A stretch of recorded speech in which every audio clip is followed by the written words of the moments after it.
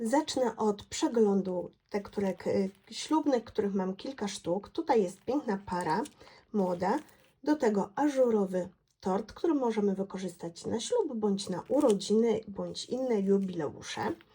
Dodatkowo mamy tutaj zaproszenie, takie napisy, które możemy wykorzystać na przeróżne zaproszenia. Tutaj mamy napisy: miłość nigdy nie ustaje, w dniu ślubu. Mamy skrzypce, mamy gołąbki, takie motywy, z którymi kojarzą nam się śluby.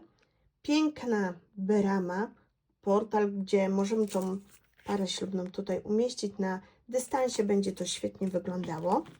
Chrzcielnica, to już wchodzimy w klimaty Chrztu Świętego. Chrzcielnica 3D z piękną instrukcją, wiadomo już jak złożyć, nie ma problemu ze sklejaniem. Ja też postaram się nagrać filmik po kolei, jak sklejałam taką chrzcielnicę i jak umieściłam ją w Exploding Boxie. Dodatkowo napis Pamiątka Chrztu Świętego, księga z krzyżem, która jest taka symbolem na wszelkie kartki czy pamiątki związane z Kościołem.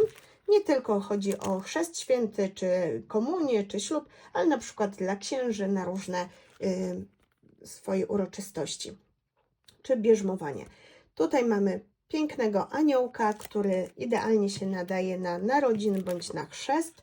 Napisy: Pamiątka Chrztu Świętego, chrzest święty. Zwróćcie uwagę, jak te tekturki są przepięknie docięte. One są jasne, nie są przypalone, pięknie ażurowe. Bardzo lubię z nich korzystać właśnie ze względu na to, że są świetnie docięte. I przechodzimy do cudownych wzorów komunijnych. Tych wzorów komunijnych jest naprawdę ogrom, dlatego chcę je pokrótce przybliżyć. IHS z konwaliami, bardzo często ten motyw wykorzystuję na kartkach dla dziewczynek i dodatkowo konwalia. Zobaczcie, ażurowy listek, jaki jest piękny, delikatny. Tutaj jest podwójna tekturka. Ten napis IHS jest tutaj do podklejenia z dekoracyjną ramką i z konwaliami. Kolejne konwalie, cała jest seria ta komunijna z konwaliami i dwa napisy IHS. Tutaj mam kielich, który też świetnie się nadaje.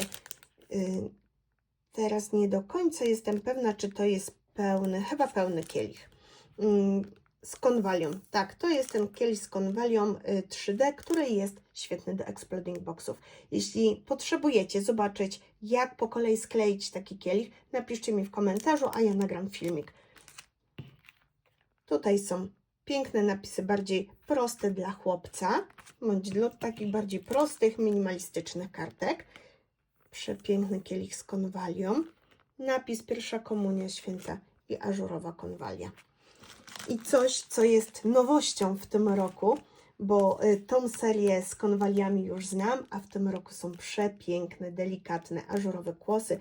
Tutaj jest również kielich 3D.